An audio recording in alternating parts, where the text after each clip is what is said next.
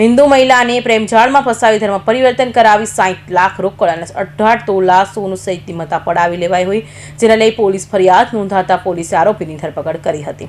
Lalgate police પાસેથી મળતી માહિતી મુજબ ઘોડદોર રોડ પર આવેલા જાણીતા રેડીમેડ કાપડના શોરૂમમાંથી એનઆરઆઈ મહિલા દીકરી માટે ઓનલાઈન કપડાની ખરીદી કરતી હતી। આ દરમિયાન આરોપી કપડાના શોરૂમમાં સેલ્સમેન તરીકે નોકરી કરતો હતો। લાલગેટ રામપુરા વિસ્તારમાં રહેતા એઝાઝ પટેલે શોરૂમમાં ફીડબેક આપતી વેળાએ કોઈક રીતે મહિલાના મોબાઈલ નંબર આરોપીને મેળવી લીધો હતો। મહિલા સાથે આરોપી એઝાઝની શરૂઆતમાં મિત્રતા કરી બાદમાં તેને પ્રેમજાળમાં ફસાવી હાલમાં આરોપી શોરૂમમાં નોકરી છોડી દીધી છે। અને જોકે આરોપીએ મહિલાને પ્રેમજાળમાં ફસાવ્યા બાદ ધર્મ પરિવર્તન કરાવ્યું હતું। એટલું જ નહીં, આરોપી મહિલા પાસેથી 18 તોલા સોનું અને 60 લાખ પડાવ્યા હતા, જેથી ભાઈએ લાલગેટ પોલીસ મથકમાં ફરિયાદ નોંધાવતા લાલગેટ પોલીસે આરોપીની ધરપકડ કરી સળિયા પાછળ ઢકલી લીધા હતો।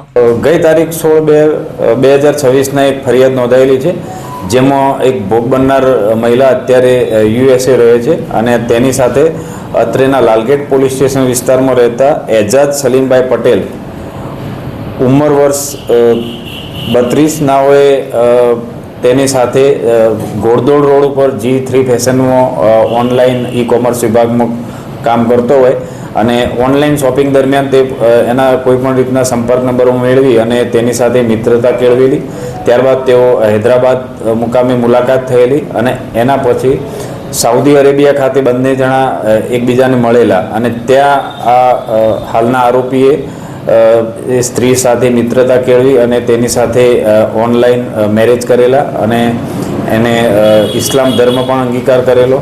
ત્યારબાદ તેઓ ઇન્ડોનેશિયા મુકામે પણ મળેલા હતા। આ બધી મિત્રતા દરમિયાન હાલના આરોપીએ ભોગ બનનારને અલગ અલગ ઈમેલ ને ટેલિફોન તેમજ મોબાઈલ વોટ્સઅપથી અત્યાર સુધી 60 લાખ રૂપિયાની માગણી કરી અને તે મેળવી ચૂકેલો છે।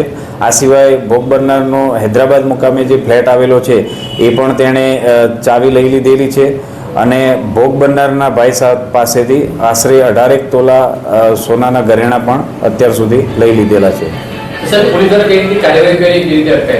હાલમાં ફરિયાદી દ્વારા ફરિયાદ આપતા ભોગ બનનારના ઈમેલ સ્ટેટમેન્ટ આધારે આરોપીને અટક કરવામાં આવેલ છે અને ગઈકાલે કોર્ટમાં રજૂ કરી 1 દિવસના રિમાન્ડ મેળવી અને આગળની તપાસ ચાલુ છે। હા, તપાસ દરમિયાન હાલનો આરોપી પણ પોતે અગાઉ પોતાની પ્રથમ પત્ની સાથે લગ્ન કરેલા હતા અને હાલ તેની સાથે રહે છે। ધર્મ પરિવર્તન કરાયું હતું, કઈ રીતના ધર્મ પરિવર્તન કરાયું?